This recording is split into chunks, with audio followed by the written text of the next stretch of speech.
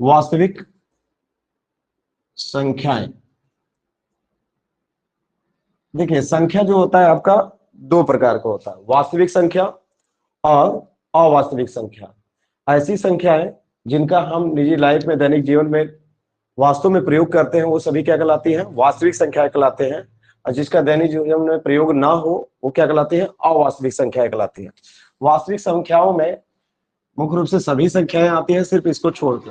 अगर अवास्तविक संख्या की बात करें तो करणी में कोई माइनस में लिखा हो कोई संख्या, जैसे करणी में -2, करणी में -1, ये आपका होता है अवास्तविक संख्या। ठीक है, ये सिर्फ कक्षा 11 में आपको एक थोड़ा सा मिलेगा पढ़ने को, नहीं तो इसका कहीं यूज नहीं मिलेगा आपको। तो वास्तविक संख्या कितने प्रकार के होते हैं? आपकी दो प्रकार की। ठीक है, वास्तविक संख्याएं कितने प्रकार की होती है? दो प्रकार की। ठीक है, परिमेय संख्या, परिमेय संख्या और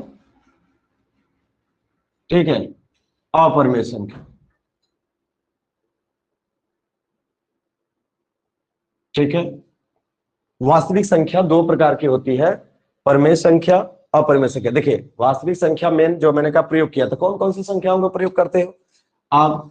1, 2, 3, 4 डॉट डॉट डॉट इन संख्याओं को पूरा प्रयोग करते हो। बटा में कोई संख्या 2/3, 4/5, -3/6, कुछ भी हो, माइनस में भी हो उसका भी प्रयोग करते हैं।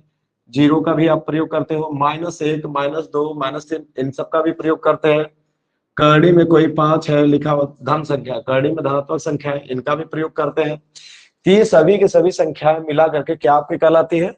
वास्तविक संख्या कहलाती है। ठीक है, तो वास्तविक संख्या को दो भागों में बांटा गया है, पहला होता है परिमेय संख्या, दूसरा होता है आपका अपरिमेय संख्या। ठीक है, तो परिमेय संख्या, तो परिमेय संख्या किसे कहते हैं? परिमेय संख्या ऐसी संख्याएं होती है जिन्हें P/Q के रूप में लिखा जा सकता है, उसे परिमेय संख्या। लेकिन शर्त ए है कि जहां Q बराबर क्या हो? 0 ना हो। अभी P/Q के रूप में लिखी जा सके, मतलब ये P और Q क्या है? P का संख्या ही है, Q भी एक संख्या है, बस P कहां से शुरू हो सकता है? 0, 1, 2, 3 डॉट डॉट डॉट अनंत से, या माइनस में भी हो सकता है, प्लस में भी, माइनस में भी। लेकिन Q कहां से शुरू होगा? 0 नहीं होगा, 1, 2, 3 डॉट डॉट डॉट, यानी ये संख्या प्लस में हो सकती है, माइनस में हो सकती है, लेकिन 0 नहीं हो सकता है। P का मान 0 हो सकता है, Q का मान 0 नहीं हो सकता। अगर Q 0 हो जाएगा तो परिमेय संख्या नहीं कहलाएगा। अब ध्यान रहे कि परिमेय संख्या हमेशा बटा में ही नहीं दिखता है। जैसे हम कहते हैं ये 2/3 क्या एक परिमेय संख्या है? हाँ है। तो क्या हम कहें कि 4 एक परिमेय संख्या है? हाँ बिल्कुल, ये भी परिमेय संख्या है। याद रखिए क्यों 4 को क्यों कह रहे हैं? कहेंगे कि ये तो बटा के रूप में है नहीं। तो ध्यान रखिए कोई भी संख्या जो होता है, ठीक है, कोई भी संख्या के घात में कुछ नहीं लिखा हो तो वहां एक होता है, किसी भी संख्या के बटा में कुछ न लिखा हो वहां भी एक होता है, गुणा में कुछ न लिखा हो वहां भी एक होता है। लिखा नहीं जाता एक, लिखो या न लिखो कोई फर्क नहीं पड़ता। तो एक है यहाँ पे, बस लिखा नहीं गया था, इसका मतलब ये भी परिमेय संख्या है। जो संख्याएं बिना बटा के लिखी है वो भी परिमेय संख्या होती है, और जो बटा में लिखी गई है वो भी परिमेय संख्या होती है। हाँ बस एक बात और है कि अगर ये धनात्मक है तो भी परिमेय संख्या कहलाएगा, ऋणात्मक है तो भी परिमेय संख्या कहलाएगा। लेकिन अगर धनात्मक सिर्फ है, ऋणात्मक नहीं, इसे हम लोग भिन्न संख्या भी कहते हैं, फ्रैक्शन भी, यानी फ्रैक्शन भी कहते हैं। यानी ऋण हो तो सिर्फ परिमेय संख्या, जिसको हम लोग क्या कहते हैं? आपका इंटीजर बोलते हैं। और लेकिन धन में हो तो क्या कहेंगे? भिन्न भी कह सकते हैं, परिमेय संख्या भी कह सकते हैं। तो ये हो गया आपका परिमेय संख्या। समझ में आ गया होगा कि परिमेय संख्या जिसे P/Q के रूप में लिखा जा सकता है, ठीक है, जहां पे Q बराबर 0 ना हो, ऐसी संख्या को ही हम लोग क्या कहते हैं? परिमेय संख्या। और परिमेय संख्या धनात्मक भी हो सकती है, ऋणात्मक भी हो सकती है। जहां P और Q क्या है? संख्याएं हैं, जिनका मान कहां से हो सकता है? P का मान 0 से लेकर के अनंत तक हो सकता है, धन में भी माइनस में भी। Q का मान क्या हो सकता है? 1 से लेकर के स्टार्ट होकर अनंत तक हो सकता है, धन में भी माइनस, लेकिन Q का मान 0 नहीं हो सकता है। ये हो गया आपका परिमेय संख्या। तो बात आती है अपरिमेय संख्या किसे कहते हैं? इसके दो तरीके होते हैं अपरिमेय संख्या। अपरिमेय संख्या की बात करें तो अपरिमेय संख्या किसे कहते हैं? ऐसी संख्या जिसे P/Q के रूप में ना लिखा जा सके। ठीक है, जैसे मैं यहाँ लिखा हूं कोई चीज करड़ी में, ठीक है, करड़ी में यहाँ पे 5 लिखा है, ये अपरिमेय संख्या है। ठीक है, ये जो संख्या भी होती है ना, दो तरह का होता है। एक आपने पढ़ा होगा क्लास 8 में, पूर्ण वर्ग संख्या और अपूर्ण वर्ग संख्या। पूर्ण वर्ग संख्या ऐसी संख्या जो किसी संख्या का क्या हो? वर्ग हो, यानी वर्ग करने पाता। वर्ग मतलब घाते 2, जैसे 2 का घाते 2 करे तो क्या आएगा? 4 आएगा। तो 4 एक क्या है? पूर्ण वर्ग है, क्योंकि 2 का वर्ग करने पर ये मिलता है, जितना वर्ग मतलब उतना बार उसका गुणा। ठीक है, 2 दूना 4, ये पूर्ण वर्ग संख्या है। अगर हम कहें 3 का वर्ग तो ये आता है 9, 9 भी एक क्या है, पूर्ण वर्ग संख्या है। तो अगर करड़ी में, इसको बोलते हैं रूट या करड़ी बोलते हैं, करड़ी के अंदर कोई पूर्ण वर्ग संख्या है तो उसे हम परिमेय संख्या कहेंगे, लेकिन पूर्ण वर्ग संख्या नहीं है तो उसे हम क्या कहेंगे, अपरिमेय संख्या कहेंगे। क्यों?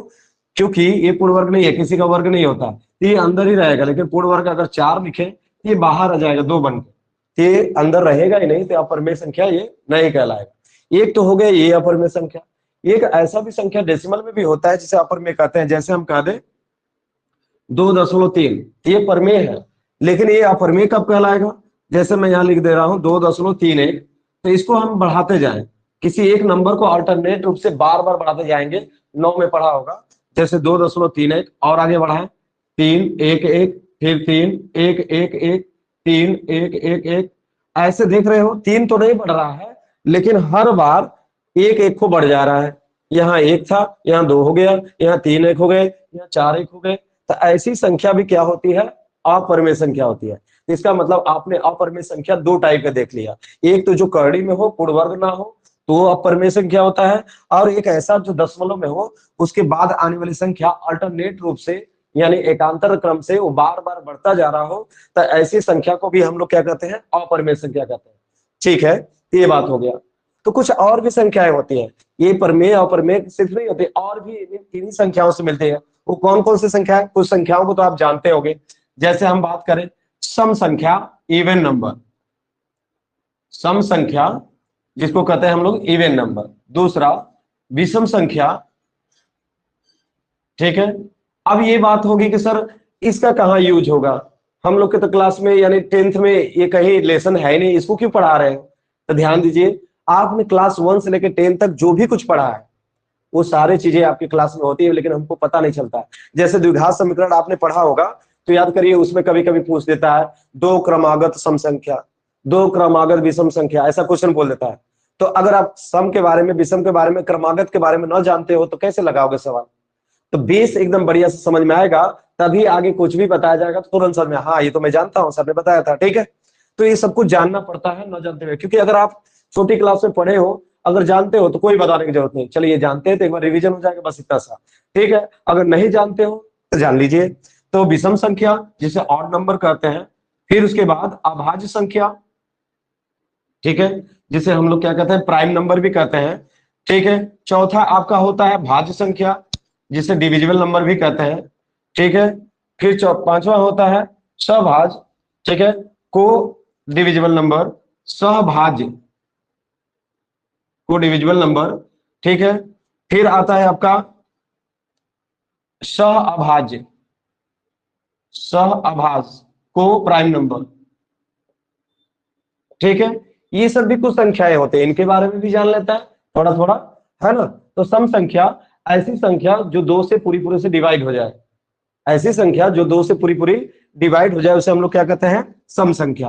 विषम संख्या, ठीक है, विषम संख्या किसे कहते हैं, जो 2 से पूरा पूरा डिवाइड ना हो, हर बार रिमाइंडर यानी शेषफल बचे। जैसे सम संख्या में आपका क्या आएगा, 2 4 6। ठीक है, ये जो मैं लिख रहा हूं ये क्रमागत संख्या है, 2 के बाद अगली सम संख्या 4 ही आता है, 4 के बाद अगली संख्या 6 ही आता है, 6 के बाद अगली क्या आएगा, 2 एक्स्ट्रा हो जाएगा। यानी 2 क्रमागत संख्याओं में कितने का अंतर होता है, 2 का अंतर होता है। सवाल जब यूज होगा समीकरण में तो यूज कर सकते हैं, 2 क्रमागत संख्या का कितने का अंतर होता है, 2 2 का अंतर होता है। ठीक है, क्रमागत संख्या जो क्रम से आए, कंजुगेटिव नंबर कहते हैं उसको। ठीक है, जो संख्या क्रम से आए उसे हम लोग क्या कहते हैं, क्रमागत संख्या। ये सभी के सभी 2 से डिवाइड होते हैं, तो ऐसी संख्या को हम लोग क्या बोलते हैं, सम संख्या। चलिए ठीक है,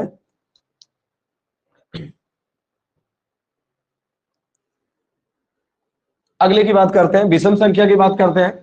विषम संख्या मैंने कहा जस्ट इसका उल्टा विपरीत, जो 2 से ना कटे, जैसे हमने कहा 1 3 5 7 9, है ना, ये सब संख्या है, ये सब क्या है, विषम संख्या है। मतलब ये 2 से नहीं कटती है, पूरी पूरी विभाजित नहीं होती है, यानी 2 से डिवाइड करेंगे तो इसमें शेषफल बचेगा ही बचेगा। ऐसी संख्या को क्या कहते हैं, विषम यानी ऑड नंबर।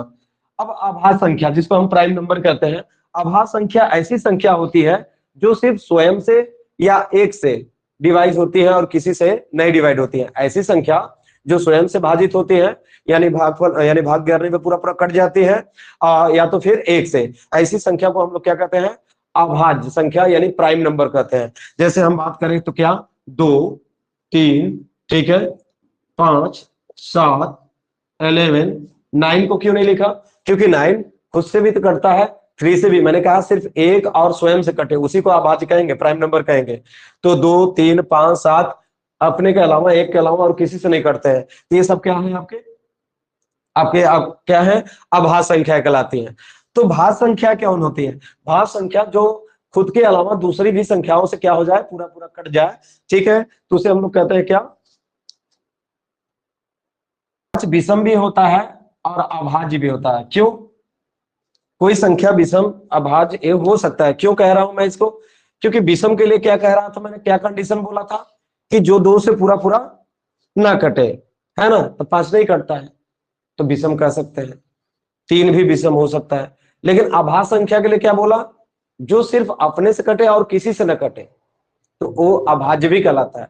तो 5 जो है विषम भी है और आपका अभाज्य संख्या भी है, ठीक है। आगे चलते हैं,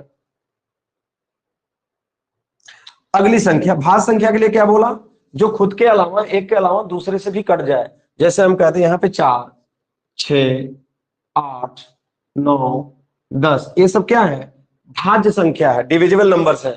क्यों, क्योंकि 4 जो है खुद से भी कटता है, 2 से भी कटता है, 1 से भी कटता है, 6 2 से भी, 3 से भी, स्वयं से भी, 1 से भी, 8 4 से भी, 2 से भी, मतलब एक से ज्यादा संख्या से कट रही है, खुद के अलावा और भी संख्याओं से कट रही है, तो ऐसी संख्या को हम लोग क्या बोलते हैं, भाज्य या डिविजिबल नंबर। अब सहभाज्य, सहभाज्य, सह का मतलब होता है क्या, साथ साथ एक ही नंबर से। जैसे हम दो संख्याओं को जोड़ा ले लें, जैसे हम कहते हैं यहाँ पे 16 और 20 ले लें, तो 20 और 16 क्या दोनों साथ साथ विभाजित हो सकते हैं, साथ साथ का मतलब एक ही नंबर से विभाजित हो सकते हैं, हाँ। 16 जो है 4 से डिविजिबल होता है, यानी 4 से कट जाएगा, और 20 भी जो है 4 से कट जाएगा। तो इसका मतलब हम इसको बोलेंगे भाज्य तो है लेकिन सहभाज्य बोल सकते हैं, क्योंकि दोनों नंबर्स एक ही संख्या से कट सकती है, तो ऐसी संख्याओं को क्या बोलते हैं, सहभाज्य। और सहअभाज्य का मतलब जब दोनों नंबर साथ साथ एक ही संख्या से न कटे तो सहअभाज्य, कोई सा भी हो लेकिन एक ही नंबर से नहीं कटना चाहिए। जैसे मैं लिख लूं 16 के साथ कौन सा ले लूं, 15 ले लूं, तो देखिए 15 3 से कटता है, 5 से कटता है, लेकिन 16 2 से कटता है, 4 से कटता है, 8 से कटता है, 16 से। लेकिन ऐसा कोई नंबर नहीं है एक के अलावा जो इन दोनों को काट दे, यानी ये दोनों साथ साथ क्या कहलाएंगे, सहअभाज्य कहलाएंगे। ये दोनों क्या कहलाएंगे, क्योंकि दोनों एक ही नंबर से कट रहे हैं तो सहअभाज्य कहलाएंगे। ठीक है, समझ में आ गया। ऐसी दो संख्याएं जो एक ही अंक से ना कटे तो उसे सहअभाज्य, ऐसी दो संख्याएं जो एक ही संख्या से दोनों कट जाएं उसे सहभाज्य कहलाते हैं। क्या ये समझ में आ गया सर? आपने पढ़ा होगा प्राकृतिक संख्या, जिसको हम लोग कहते हैं नेचुरल नंबर भी कहते हैं, प्राकृतिक संख्या, नेचुरल नंबर। दूसरा आपका होता है क्या, पूर्ण संख्या, जिसको कहते हैं होल नंबर, ठीक है। और एक होता है पूर्णांक संख्या, ठीक है, इसको रेशनल बोलते हैं इंग्लिश में, इसको कहा था मैंने, इंटीजर बोल दिया था, रेशनल है, ठीक है, रेशनल नंबर। पूर्णांक संख्या इसको बोलते हैं इंटीजर, इंटीजर नंबर। तो प्राकृतिक संख्या भी आप लोग को याद ही होगा, नेचुरल नंबर, ठीक है। तो आप जानते हो नेचुरल नंबर किसे, जो एक से स्टार्ट हो अनंत तक जाए, 1 2 3, अनंत मतलब जिसकी काउंटिंग नहीं की जा सकती है, मतलब गिन नहीं सकते हैं, जहां तक गिन सकते हैं वहां तक, ये सब क्या होगा आपका प्राकृतिक संख्या। तो इसका मतलब यहाँ पे क्वेश्चन बन सकता है, सबसे छोटी प्राकृतिक संख्या कौन होगी, 1 होगा। सबसे बड़ी प्राकृतिक संख्या कौन होगी, नहीं मालूम, क्योंकि सबसे बड़ी संख्या नहीं पता होता है, लेकिन सबसे छोटी प्राकृतिक संख्या पता होता है, ठीक है। बड़ी कोई उतना काउंटिंग नहीं किया है, कौन जाने, ठीक है। पूर्ण संख्या की बात करें, अगर प्राकृतिक संख्या को हम 0 भी लिख दें, 0 से स्टार्ट करते हैं, 0 1 2 3 डॉट डॉट डॉट कहां तक, अनंत तक। अनंत का सिंबल ये होता है, इस तरह से, इसको अपरिभाषित भी बोलते हैं त्रिकोणमिति में, ठीक है। 0 से स्टार्ट कर दें, यानी प्राकृतिक संख्या में हम 0 मिला दें, तब वो क्या कहलाने लगेगा, पूर्ण संख्या। क्योंकि आप जानते हो 0 के बिना संख्या की कल्पना करना, सभी संख्याओं की कल्पना करना संभव नहीं है, क्योंकि आपको 100 लिखना है तो 0 तो चाहिए ना भाई, ठीक है। तो पूर्ण संख्या यानी होल नंबर क्या होता है, मतलब जिसको मिला लेने से संख्या पूरी हो जाए, यानी हर संख्या को जिसकी वजह से लिखा जा सके, ऐसी संख्या को क्या कहते हैं, पूर्ण संख्या। तो 0 से लेकर के अनंत तक काउंट करोगे तो क्या कहलाता है, पूर्ण संख्या। और एक बात, प्राकृतिक संख्या ऋणात्मक नहीं होती है, पूर्ण संख्या ऋणात्मक नहीं होती है, ठीक है, सिर्फ और सिर्फ कैसी होती है, धनात्मक होती है। तो पूर्णांक संख्या क्या होता है, तो देखो जो पूर्ण संख्या है इसको हम पूर्णांक भी कर सकते हैं। तो 0 शून्य पूर्णांक कहलाता है, 1 2 3 जब धन में लिखे हो इसे हम लोग धन पूर्णांक कहते हैं, ठीक है। और माइनस में भी होता है, -1 -2 -3, ये सब क्या होते हैं, ऋण पूर्णांक होते हैं। देखिए पूर्णांक का क्या मतलब हुआ, पूरा पूरा अंक, पूरा अंक। जैसे हम कह दें 1.5, ये आपका पूरा अंक नहीं है, इसको क्या बोलते हैं, 1.5 को बोलते हैं डेढ़, है ना, डेढ़ बोलते हैं। तो डेढ़ का मतलब क्या होता है, क्या ये पूरा अंक है, नहीं, 1 से ज्यादा 2 से कम है तो ये पूर्णांक नहीं होगा। पूर्णांक का मतलब अंक पूरा हो, 1 2 3 4 5 ये सब जो होते हैं आपका पूरा पूरा पूरा अंक है, तो उसको हम लोग क्या बोलते हैं, पूर्णांक बोलते हैं। तो पूर्णांक तीनों में होता है, शून्य भी हो सकता है, धनात्मक भी हो सकता है, ऋणात्मक भी हो सकता है, ठीक है। तो ये हो गया आपका बेसिक बात जो इस लेसन को शुरुआत करने से पहले हमको पढ़ना चाहिए था, ठीक है। तो अब हम बात करेंगे आपके लेसन। तो आपको पढ़ना क्या है, सबसे पहले लॉसा और मौसा निकालना, एलसीएम और एचसीएफ निकालना, है ना, लॉसा और मौसा निकालना है। तो उम्मीद है कि ये तो सभी को आता होगा, हर बच्चे को आता है, लेकिन आपको यहाँ पे 2 विधियों से निकालना आना चाहिए। कौन सा, एक होता है गुणनखंड, अभाज्य गुणनखंड। लॉसा और मौसा निकालने की फिलहाल में यहाँ पे कितनी विधियां पढ़ना है, 2। अभाज्य गुणनखंड, ठीक है, इसको बोलते हैं प्राइम फैक्टराइजेशन मेथड। और दूसरा होता है क्या, डिविजन मेथड, यानी भाग विधि। यानी आज हम लोग सीखेंगे अभाज्य गुणनखंड विधि द्वारा लव समस्या निकालना और भाग विधि द्वारा लव समस्या निकालना। तो ध्यान दीजिएगा, बहुत आसान है, आप लोग को आ भी रहा होगा। तो जैसे हम एक नंबर ले लेते हैं, 20 ले लेते हैं, कोई भी, बस सीखना है हम लोग को, तो कोई भी नंबर छोटा सा लेके सीख लेते हैं। जैसे 20 ले लिया और 36 ले लिया, ठीक है। अब इसका निकालना हमको क्या, अभाज्य गुणनखंड विधि। तो उम्मीद है कि सभी को अभाज्य गुणनखंड करने आता है।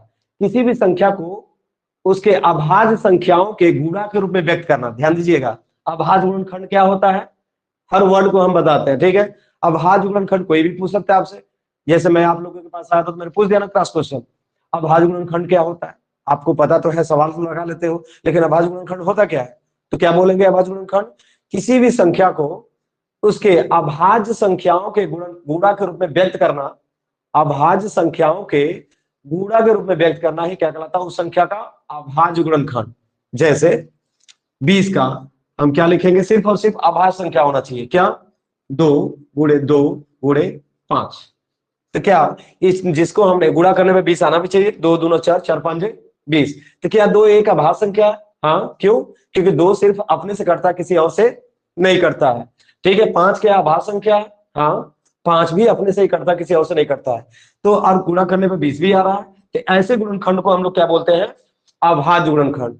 तो अभाज्य गुणनखंड विधि द्वारा अगर लौसम औसम निकालना है तो पहले उसका अभाज्य गुणनखंड लिखना पड़ेगा, ठीक है।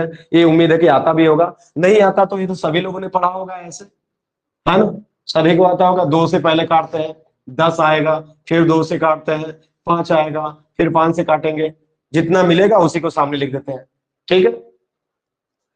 इसका क्या होगा, तो हम लोग जानते हैं, देखो बड़ी कुछ संख्याएं जो होती है स्पीड मायने रखता है, क्योंकि जब कोई सवाल लगाते हैं सवाल आने के साथ साथ आपका कैलकुलेशन फास्ट होना चाहिए। अब हम इसको ऐसे करेंगे तो बार बार, तो छोटा बच्चों वाली बात हो गया, हम डायरेक्ट कुछ नंबर्स के याद रख सकते हैं, 2 का, 4 का, यानी 4 9 16 15 20 25 इन सबका याद रख सकते हैं। तो 9 चौक का 36 होता है, तो 4 का अलग कर लो, 9 का अलग कर लो, तो 4 का 2 × 2 होगा और 9 का 3 × 3 होगा, तो 2 दूना 4, 4 3 12, 12 3 36 हो गया ना। तो ये सब के सब अभाज्य संख्या है ना, गुणा करने पर आ भी रहा है और कोई संख्या है भी नहीं, तो इसको बोलते हैं क्या, अभाज्य गुणनखंड। जिसका लौसा और मौसा निकालना है पहले उसका अभाज्य गुणनखंड निकालेंगे। अब क्या करेंगे, चलो लौसा निकालते हैं। तो लौसा निकालने के लिए क्या करते हैं, सबसे पहले जो पहला नंबर है ना इसकी पूरे संख्या को लिख लो, बहुत आसान तरीके से पूरे को लिख लिया, ठीक है। और दूसरे में क्या करना है, जो संख्या पहले वाले में ना हो उसको लिख लो। तो 2 इसमें था, 2 इसमें भी है, नहीं लिखना है, लेकिन इसमें 2 3 है, इसमें एक भी 3 नहीं है, दोनों को लिख लेना, लिख लिया बस। अब इनका गुणा कर दो, जो आएगा वो लसा हो जाएगा। तो 2 दूना 4, 4 पंजे 20, 20 तय 60, 60 तय 180, ये हो गया इसका लसा। ठीक है, ये कौन सा विधि है? अभाज्य गुणनखंड विधि। पहले गुणनखंड करेंगे दोनों संख्याओं का, 3 है तो तीनों संख्याओं का, 3 होगा तो क्या करेंगे, पहले का पूरा लिख लेंगे, दूसरे का वो लिखेंगे जो पहले में ना हो, जैसे 3 3 लिखा, फिर तीसरे का वो लिखेंगे जो पहले में भी ना हो दूसरे में भी ना हो, 3 संख्याओं का हो तो। ठीक है, अब ध्यान दीजिएगा, जो लिख लेंगे तो इनका गुणा कर देंगे, ये हो गया लसा। मौसा तो आप जानते ही होंगे, मौसा के लिए क्या करेंगे इस विधि में, जो दोनों में हो बस उसको लिखते हैं, जो दोनों में ना हो उसको नहीं लिखते हैं। तो दोनों में क्या है, 1 2 भी है, 2 2 मैच कर रहा, मतलब चारों को नहीं लिखेंगे, जो मैच कर रहा है उसी को कॉमन करके लिखेंगे। 2 1 2 कॉमन है, 1 2 और कॉमन है, इसका गुणा कर दीजिए, क्या मिला 4, ये इसका हो गया एचसीएफ यानी मौसा। ये आपको आता है, ये है आपका क्या, अभाज्य गुणनखंड विधि। ठीक है, अब बात करते हैं भाग विधि में। तो भाग विधि से ही अपने लॉस ज्यादातर लोग लगाते हो। भाग विधि में क्या करते हैं, 20 और 36 का लॉस निकालना है तो क्या करते हैं, ऐसे आप लिखते हो 20 कामा 36। तो आप क्या करते हो, यहाँ जो 2 लिखते हो, 2 लिख के क्या करते हो, उस दो का इसमें भाग ही कर रहे होते हो। तो 2 से भाग करेंगे तो कितना आएगा, 2 दहा में 20। अब देखो, कभी कभी होता है कि बड़ी नंबर को अगर भाग नहीं कर रहे हो, टेबल नहीं पढ़ पा रहे हो, तो उसके एक एक नंबर में भाग करते हैं, है ना। तो 2 का भाग 3 में एक बार जाएगा, जो शेष बचेगा उसके साथ ले लेंगे, एक बचेगा 16 हो जाएगा, 2 8 16, या टेबल याद है तो पढ़ ही सकते हो, कोई दिक्कत नहीं है। ठीक है, फिर 2 से काटो, 2 5 10, 2 9 18। अब 2 से कोई नहीं कटने वाला है तो किससे ट्राई करेंगे, 3 से, क्योंकि हम जब गुणनखंड करते हैं तो अभाज्य संख्याओं से ही काटते हैं, किसी और से नहीं। तो 2 से, ऐसा नहीं कि 9 को 9 से काट दे, ठीक है, 5 को 5 से काट दे, 5 तो कटेगा ही, 9 को 9 से नहीं, अभाज्य संख्या है तो पहले 3 से काटेंगे, 2 से नहीं कट रहा तो 3 से। तो क्या 3 से 5 कटेगा, नहीं, जब 5 नहीं कटेगा तो उसको वैसे ही उतार देते हैं। फिर क्या होगा, 9 तो कटेगा ना, 3 तरीके 9, अभी भी 3 से कटने वाला है, 5 फिर नहीं कटेगा, 3 एक कम 3। फिर अब जब 1 आ गया तो अब किसकी बारी है, 3 से कटने वाला कोई नहीं है तो 5 से काट लो, 1 1। जब सबके नीचे 1 आ गया तो काटने का काम क्या हो गया, पूरा हो गया। अब इन सभी संख्याओं का हम कर लेंगे गुणा कर लेंगे, 2 गुणे 3 गुणे 3 गुणे 5। तो क्या होगा, 2 दूना 4, 4 तय 12, 12 तय 36, 36 पांजे आपका होता है 180। ठीक है, तो देख रहे हो इस विधि से भी 180 आया, इस विधि से भी 180 आया। अब मौसम, भाग विधि से मौसम कैसे करते हैं, चलो यहां ले लेते हैं। भाग विधि से मौसम करना है तो जो बड़ी संख्या है, बड़ी संख्या में छोटी संख्या का भाग करते हैं। तो 36 में हम लोग किसका भाग करेंगे, 20 का। तो कितनी बार जाएगा, भाग तो सभी है, तो यहाँ पे हम लोग एक बार जाएगा, 20 एक कम 20, कितना बचेगा 6 1 16 बचा। तो अब जो 16 शेष बचा ना, इस 16 का हम 20 में भाग करेंगे, यहाँ ऐसे। तो 16 का भाई भाग 20 में एक ही बार जाएगा, 16 कम 16, घटाएंगे 4 आया, फिर शेष बचा। अब इस शेष का जिससे जिससे भाग दिए थे अब उसमें भाग करेंगे, तो कट जाएगा, 4 चौका 16। ठीक है, तो जिससे भाग देने पर शेष 0 बचेगा, मतलब पूरा पूरा कट गया, शेष नहीं बचा, वही संख्या होता है मौसम। तो किससे कटा, 4 से पूरा पूरा कट गया, तो इसका मौसम कितना हो गया 4। ये हो गया आपका क्या, लौसो और मौसो निकालना किस विधि से, अभाज्य गुणनखंड विधि से और भाग विधि से। ये दोनों भाग विधि है, और यहाँ पे क्या है आपका अभाज्य गुणनखंड। कोई संख्या दिया है उसको इस रूप में लिखने को ही क्या कहता है, अभाज्य गुणनखंड। तो पहले में तो यही करना है, पहले के क्वेश्चन में यही करना है। फिर उसके आगे क्या करना है, एक सूत्र है, क्या होता है, 2 संख्याओं पर लागू होता है। क्या, इसका देखिए हम लोग लौसो कितना लाए थे, मैं यहाँ लिख लेता हूं पहले, 180 आया था, इसका मौसम कितना आया था 4 आया था। तो जब 2 संख्याओं के बारे में बात होता है तो एक सूत्र होता है, क्या, पहली संख्या गुणे दूसरी संख्या बराबर क्या होगा, लौसो गुणे मौसम। और ये सूत्र जो होता है सिर्फ 2 संख्याओं के लिए लागू होता है, 2 से अधिक संख्याओं के लिए लागू नहीं होता है। तो क्या होगा, पहली संख्या कितनी है आपकी 20, आपको क्या करेगा, वो कहेगा कि इसका लौसो और मौसो भी ज्ञात करिए और इस सूत्र को सत्यापित कीजिए। सत्यापित करने का मतलब ये जो सूत्र दिया है कि पहली संख्या में दूसरी का गुणा कर दे तो जो आएगा, लौसो का और मौसो में गुणा कर दे जो आएगा, वो दोनों बराबर होते हैं, प्रमाणित कीजिए, सत्यापित कीजिए ऐसा। तो हम निकाल लेते हैं, पहली संख्या 20 गुणे दूसरी संख्या 36, लसा हमारा कितना है 180 गुणे मौसा कितना है 4। तो दोनों तरफ के हम गुणा कर लेते हैं, अगर बराबर आया तो सही है, सत्यापित हो गया।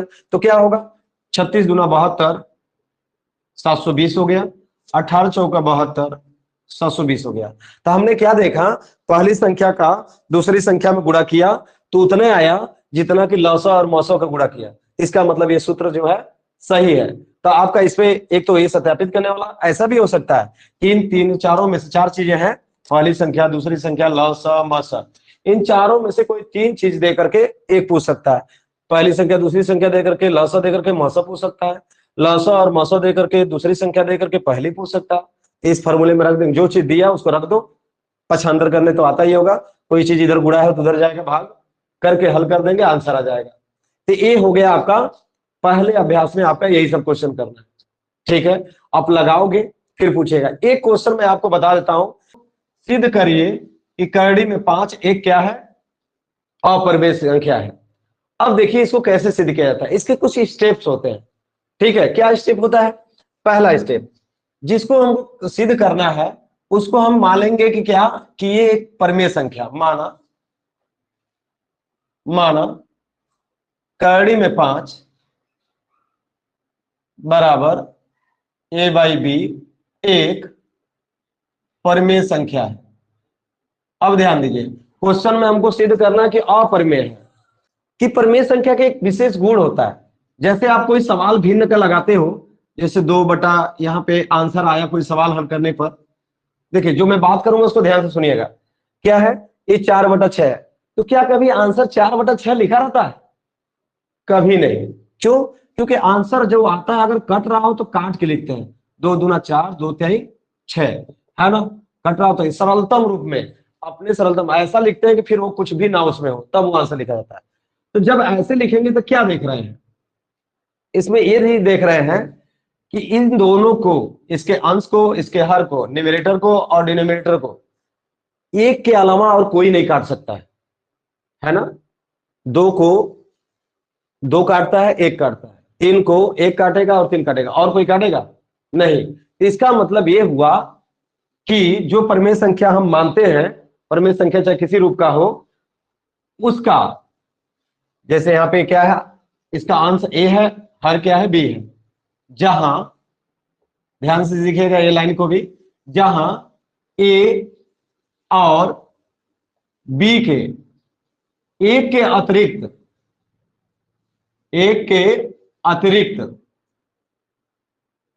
जहां a और b के एक के अतिरिक्त कोई अन्य, या दूसरा भी लिख सकते हो, उभयनिष्ठ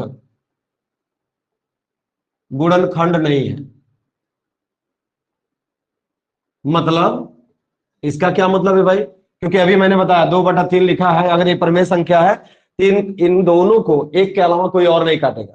तो जब हम कह रहे हैं कि ये भी परिमेय संख्या है, यहां भी बात लागू होगी कि नहीं, ए को एक के अलावा कोई नहीं काटेगा, बी को भी एक के अलावा नहीं काटेगा। अगर कोई काटता है तो ये परिमेय संख्या होगा ही नहीं। ठीक है, इसको परिमेय नहीं कर सकते हैं, क्योंकि परिमेय जो होता है हमेशा सरलतम रूप में होता है। तो अब इसी बात को हमको गलत सिद्ध करना है, कि यहां पे तो मैंने मान लिया है कि a/b एक परिमेय संख्या है और ये इसके बराबर है, ये भी परिमेय होगा, है ना। एक परिमेय संख्या के बराबर कोई दूसरी संख्या तो वो भी परिमेय ही होगा। और a और b क्या, एक के अतिरिक्त कोई दूसरा उभयनिष्ठ गुणनखंड नहीं है। गुणनखंड तो अभी बताया, गुणनखंड किसे कहते हैं, जो इसको काटे, तो एक के अलावा कोई और काटने वाला है नहीं। तो हमको सिद्ध क्या करना है, अगर मैं सिद्ध कर दूं एक के अलावा भी a और b को कोई और काट रहा है, तो इसका मतलब ये परिमेय नहीं होगा। तो जब ये परिमेय नहीं होगा तो ये भी नहीं होगा, तो कौन सी संख्या होगी, अगर एक संख्या परिमेय नहीं है तो क्या हो सकता है, अपरिमेय होगा।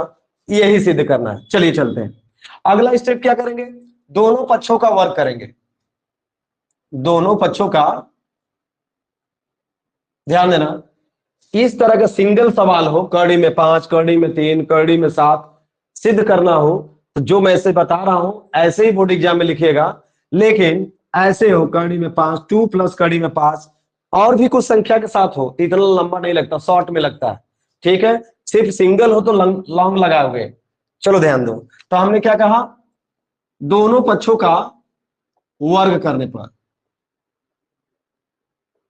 वर्ग करने पर, तो वर्ग करने पर किसी भी कड़ी में कोई संख्या है, वर्ग का मतलब क्या, घाते दो, इसको कहते हैं वर्ग। तो वर्ग करने पर कड़ी खत्म हो जाती है, ये तो पता ही होगा। तो क्या हो जाएगा, ये 5 हो जाएगा, और इसमें तो कड़ी है नहीं, तो ए स्क्वायर बटा के बी स्क्वायर हो जाएगा। तो फिर क्या करना, हम क्या करेंगे अब, 5 को इधर पक्षांतर करेंगे, बी को इधर लाएंगे, तो क्या मिलेगा, ए स्क्वायर बटा के 5 हो जाएगा बराबर बी स्क्वायर मिलेगा। ठीक है, तो इसका मतलब क्या हुआ, ए स्क्वायर में 5 को डिवाइड कर रहा है, तो इसका आंसर क्या आ रहा है, बी स्क्वायर आ रहा है।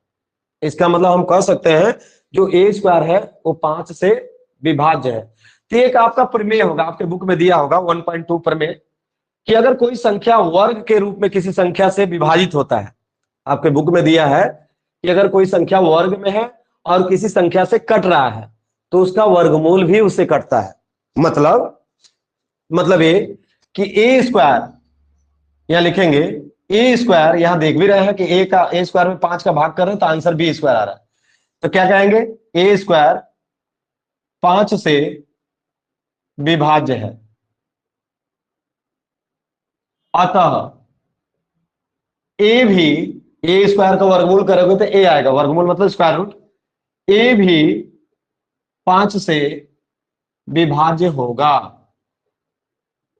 ये प्रमेय है ना, यकीन हो तो देख लो, 16 को अगर 2 से काटे तो 8 आएगा, है ना, 8 आएगा, कट रहा है, और 16 का वर्गमूल होता है 4, 4 को 2 से काटे तो दोबारा कट रहा है ना, वर्ग कट रहा है तो उसका वर्गमूल भी कट रहा है। चलो प्रमेय तो लिखा था, मैंने यही समझा दिया, दिखा भी दिया एग्जाम्पल। अब क्या करेंगे, अगला स्टेप, देखो जिसको सिद्ध करना है, इतना करने के बाद जिसको सिद्ध करना है ना, अब उसको लेकर के ए बराबर कुछ और मान लेंगे, माना ए बराबर 5c। अगर 5 सिद्ध करना है तो 5c, कड़ी में 3 सिद्ध करना है तो 3c, 2 सिद्ध करना है तो 2c मानोगे, जितना सिद्ध करना है ए बराबर वही मान लो। और जब इसको मान लिए तो ए बराबर माने हो तो इसको यहां रख सकते हो, ए का मान यहां पे रख सकते हो।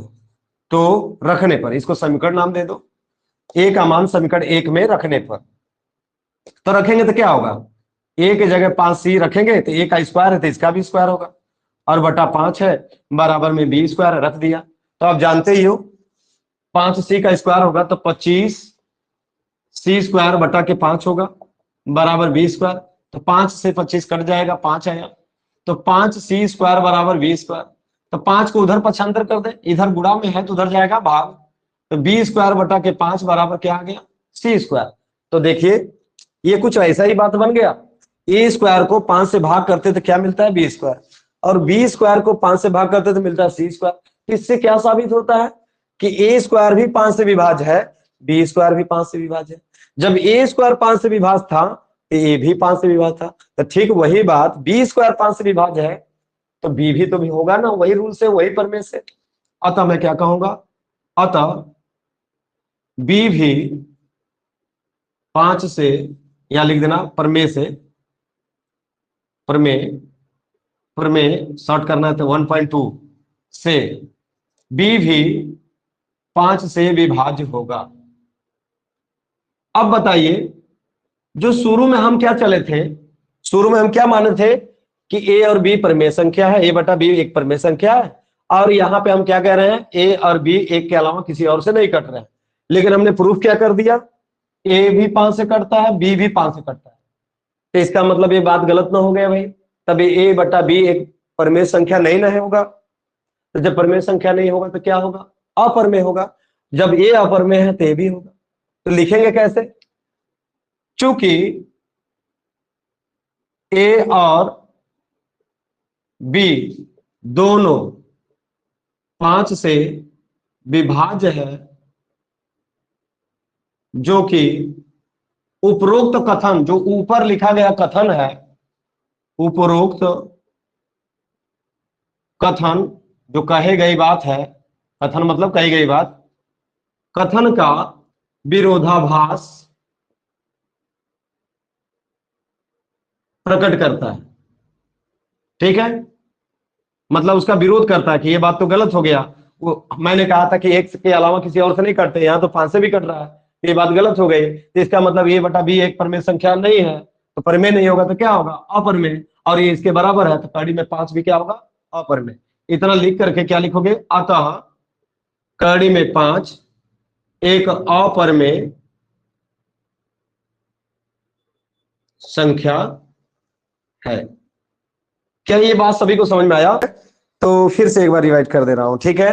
देखो, हमने कहा कि जब सिंगल करड़ी में 5, करड़ी में 2, करड़ी में 3 वाली संख्या को आपको सिद्ध करना हो कि ये एक अपरमेय संख्या है, तो ये स्टेप है आपका। क्या मानेंगे, जिसको सिद्ध करना है उसको हम मानेंगे कि करड़ी में 5 बराबर ए बटा बी एक परमेय संख्या। सिद्ध करना है अपरमेय, लेकिन मानेंगे क्या, परमेय, ठीक। और जहां एक चीज बताएंगे यहाँ ब्रैकेट में, क्या कि ए और बी के एक के अतिरिक्त और कोई दूसरा उभयनिष्ठ गुणनखंड नहीं है, क्योंकि परमेय माने हो तो परमेय संख्या का एक के अलावा कोई दूसरा अंक से नहीं कटता है, ये नियमतः होता ही है, ठीक है, ये मान के चल रहे हैं। अगर इस बात को हम गलत सिद्ध कर दें तो ये भी गलत हो जाएगा जो हम लिखे, और जब ये गलत हो जाएगा तो परमेय नहीं होगा, परमेय नहीं होगा तो अपरमेय होगा। तो इसके लिए पहला स्टेप क्या है कि सबसे पहले हम दोनों पक्षों का वर्ग करेंगे। वर्ग करने पर करड़ी हट जाती है, और जिसमें करड़ी ना हो उसके घाते 2 लग जाता है, ठीक। तो हमने 5 को इधर पक्षांतर किया, बी इधर भाग में इधर आएगा गुणा, और 5 इधर गुणा में उधर जाएगा भाग, ए बन जाएगा। तो यहां से ये क्या बन रहा है कि ए स्क्वायर में, ए बटा को डिवाइड ही तो कहते हैं, ए स्क्वायर में 5 का भाग कर रहे हैं तो आंसर क्या आ रहा है, बी स्क्वायर आ रहा है, ठीक है। तो इसका मतलब बी ए स्क्वायर जो है 5 से पूरा पूरा कट जा रहा है। तो हमने कहा कि आपके बुक में एक प्रमेय है कि कोई संख्या वर्ग में हो, किसी संख्या से कट रहा हो तो उसका वर्गमूल भी कटता है। तो हम कह सकते हैं कि ए स्क्वायर 5 से कट रहा है तो ए भी 5 से कटेगा, ठीक। फिर ए स्टेप कर दिया, तो हमने एक बात तो सिद्ध कर दिया कि ए जो है 5 से कटता है। अब बस सिद्ध करना है कि बी भी 5 से कटता है, तो हमारा काम बन जाएगा। तो हमने क्या किया, अब ए बराबर कुछ और मानेंगे, क्या, जितना सिद्ध करना उसी के साथ कोई दूसरा चर मानेंगे। मान लीजिए 5c, तुम्हारा मन करे तो दूसरे अक्षर भी मान सकते हैं, लेकिन ए और बी के छोड़कर, ठीक है। तो ए बराबर मैंने 5c माना, तो जो माने हो इसको यहां रखोगे, तो ए का स्क्वायर है तो इसका भी स्क्वायर होगा, ठीक है। इसकी जगह रख रहे हो तो घात 2 लगाए तो इसके ऊपर भी लगेगा ना। तो 5 का वर्ग होगा 25 होगा, c का वर्ग होगा c स्क्वायर, और नीचे 5 तो पहले से है, तो 5 से 25 कट जाएगा, 5 5 25 5 आएगा, तो 5c स्क्वायर हो गया, अब बराबर में b स्क्वायर। तो हमने 5 को इधर गुणा में, जहां कोई चिन्ह नहीं होता है गुणा होता है, ये उधर जाएगा भाग हो जाएगा, मतलब बटा हो जाएगा, तो बी स्क्वायर में 5 का भाग करेंगे तो बराबर में क्या आया, सी स्क्वायर। इसका मतलब ए स्क्वायर में भाग कर रहे थे तो बी स्क्वायर आंसर आ रहा था, बी स्क्वायर में भाग कर रहे थे सी स्क्वायर आंसर आ रहा था। ये भी क्या है, वर्ग तो है। तो अभी प्रमेय क्या कहता है, अगर कोई संख्या का वर्ग करता है तो उसका वर्गमूल भी कटेगा, इसलिए मैंने बोल दिया प्रमेय नंबर 1.2 से बी भी 5 से विभाज्य होगा। तो क्या मैं सिद्ध किया, ए भी 5 से विभाज्य है, बी भी 5 से विभाज्य है। और मैंने शुरू में कहा क्या था कि ए और बी एक ही से विभाज्य होता है और किसी से नहीं, लेकिन यहाँ पे तो मैंने प्रूफ कर दिया कि 5 से दोनों विभाज्य है। ये बात क्या हो गया, जो ऊपर मैंने बात कहा था वो तो गलत हो गया, और जब गलत हो गया तो इसका मतलब हम कह सकते हैं ए बटा बी परमेय संख्या नहीं है। तो परमेय नहीं है तो